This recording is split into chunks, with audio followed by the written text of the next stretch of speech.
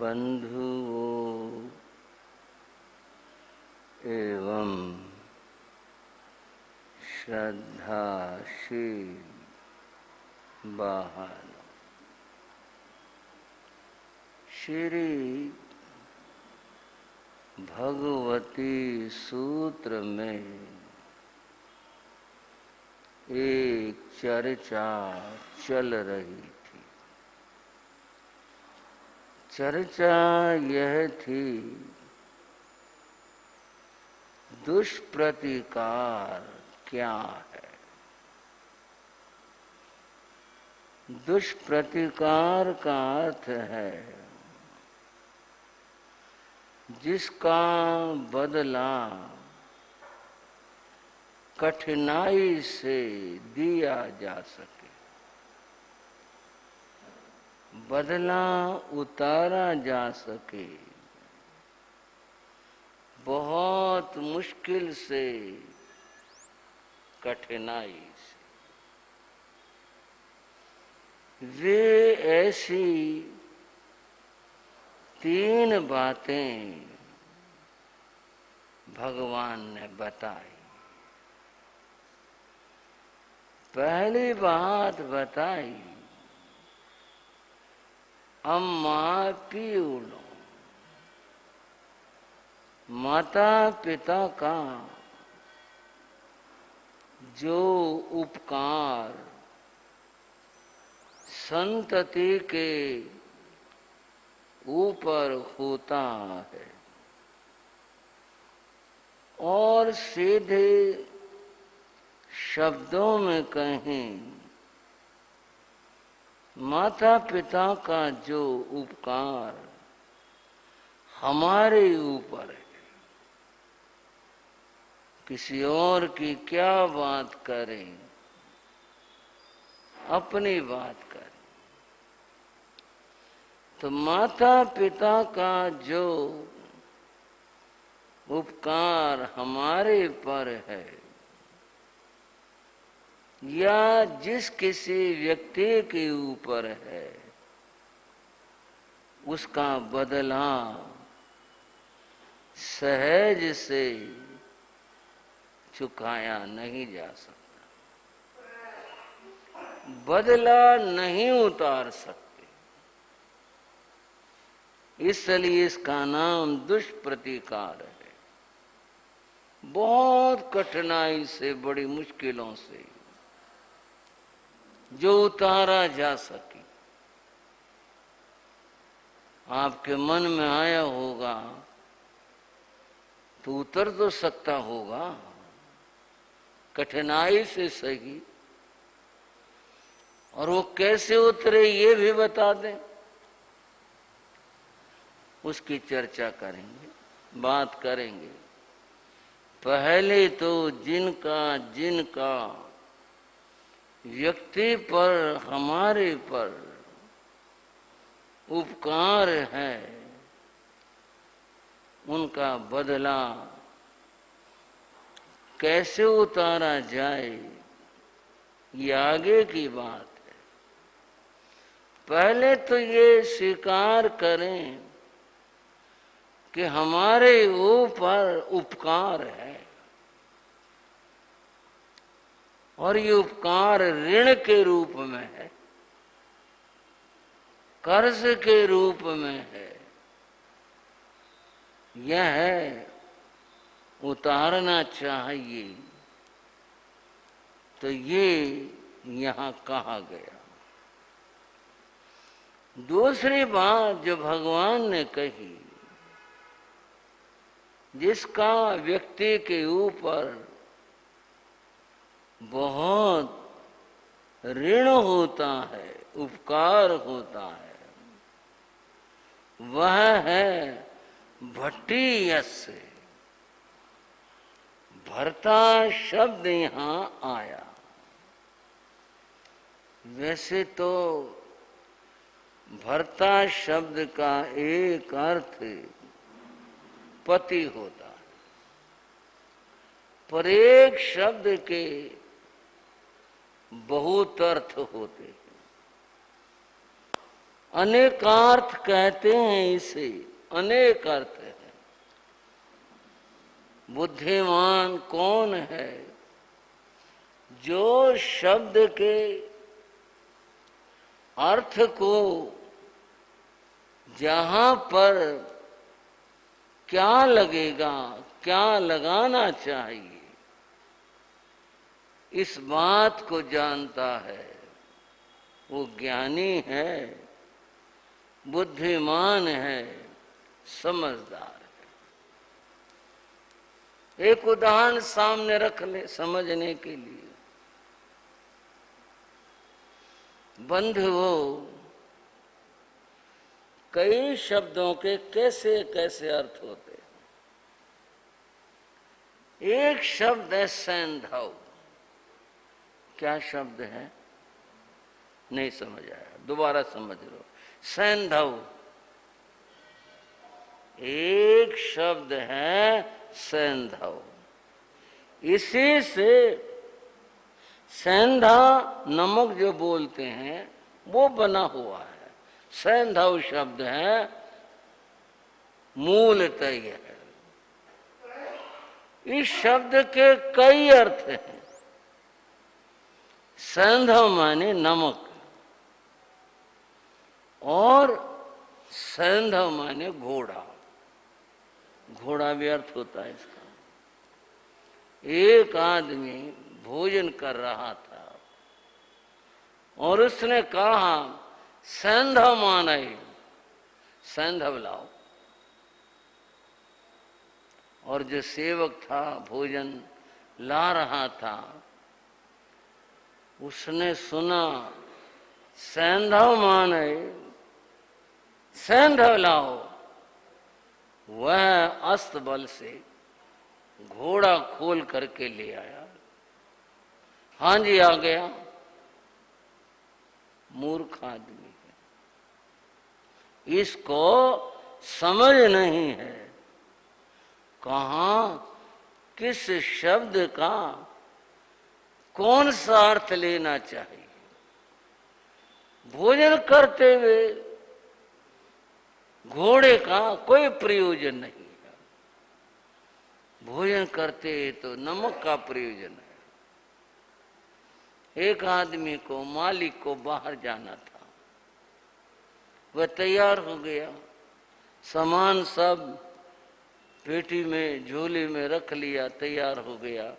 और जो कहना था भाई ऐसा करना, मैं कल आऊंगा, ये करना, निर्देश दे दिए, चलने को तैयार था। सेवक को आदेश दिया सैंधव माने। वो कह रहा है घोड़ा ले आओ, और वह सैंधव माने शब्द से नमक अर्थ ग्रहण करके एक कटोरी नमक के भर लाए। बोले लो जी मालिक, लो। मूर्ख आदमी। सैंधव शब्द के दो अर्थ हैं। बुद्धिमत्त में है कहां पर किसका क्या प्रयोग करना है, इसका नाम बुद्धिमत्ता। जिसको प्रयोग आ गया, ठीक से आ गया, वो समझदार हो गया। भर्ता शब्द का अर्थ पति भी होता है, स्वामी भी होता है, और उपकार करने वाला भी होता है। तो यहां उपकार करने वाला ये अर्थ ग्रहण होगा। उपकार करने वाला कैसे?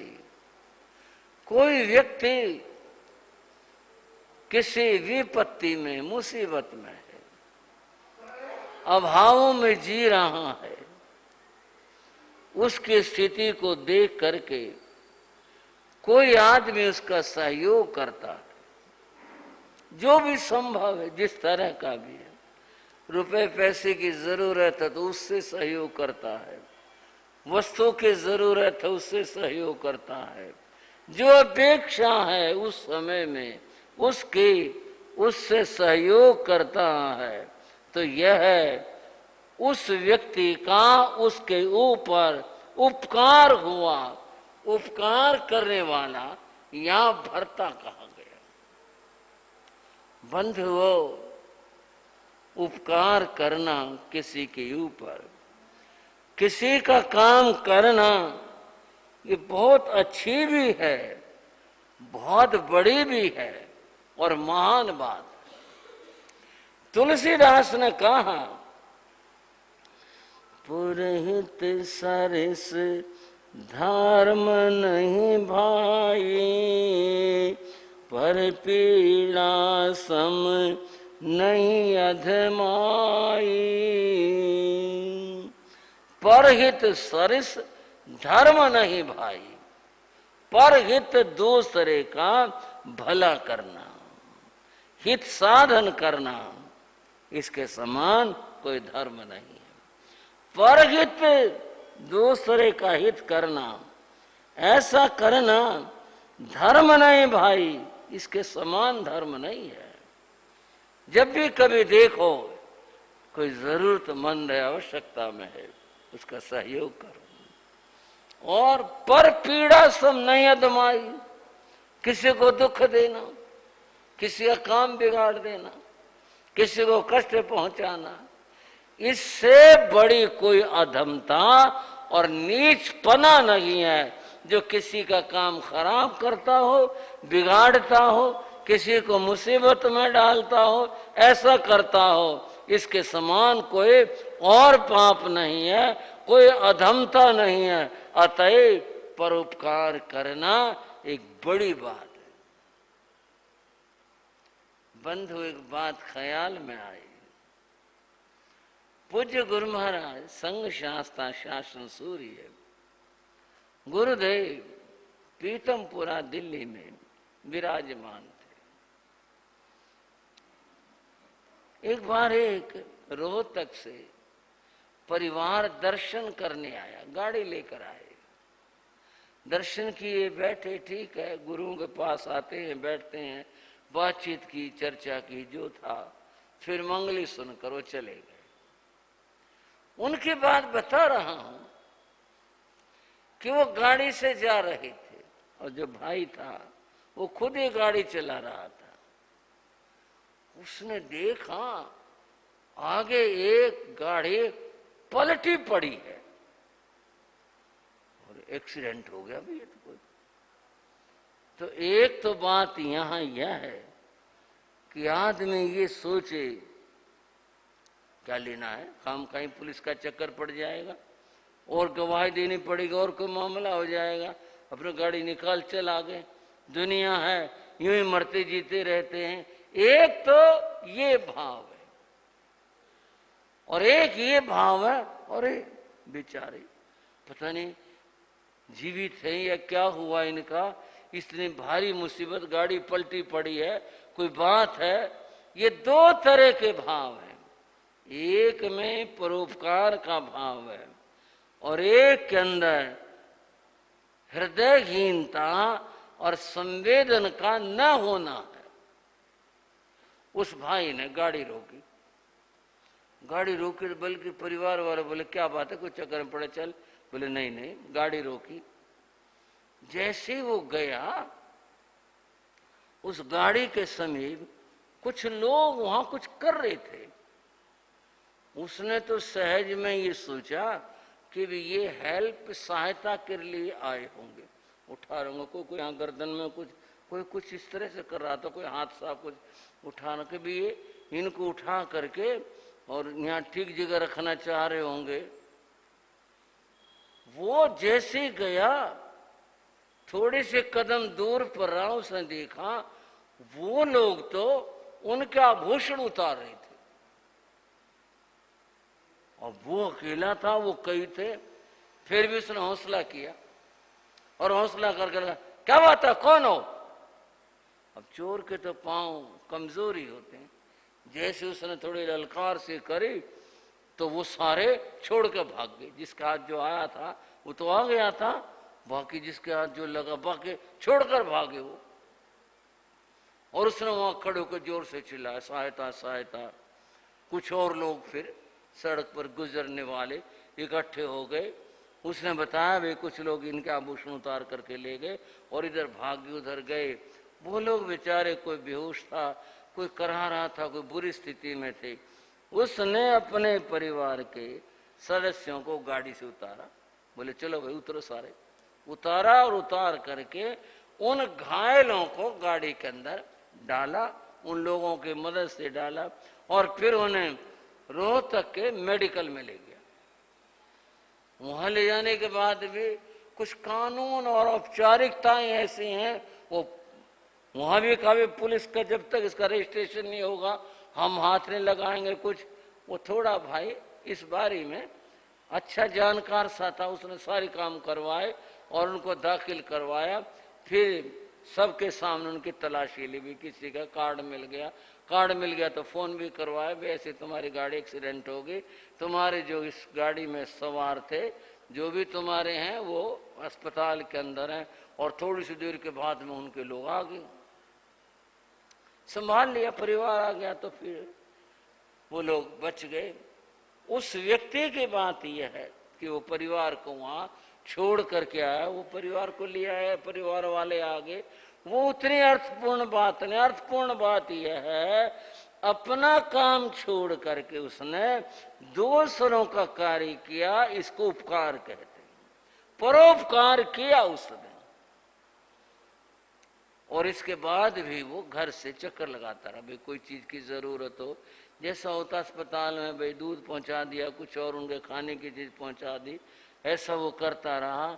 एक दिन सब ठीक हो गए, उनके सब आदमी वहां थे और भी लोग आ गए, अस्पताल से छुट्टी हो गई। परिवार वालों ने कहा भाई साहब हम आपके घर चलकर चाय पीना चाहते हैं। बोले आपका घर है और आप चाहो तो अपने इन जो बीमार घायल ठीक हो गए इनको वहां ले जाना चाहो ले चलो आप। बोले नहीं अब ये तो घर ही जाएंगे। वो लोग कुछ घर भी आए, अर्थ ये उन्होंने कुछ पैसा देना चाहा।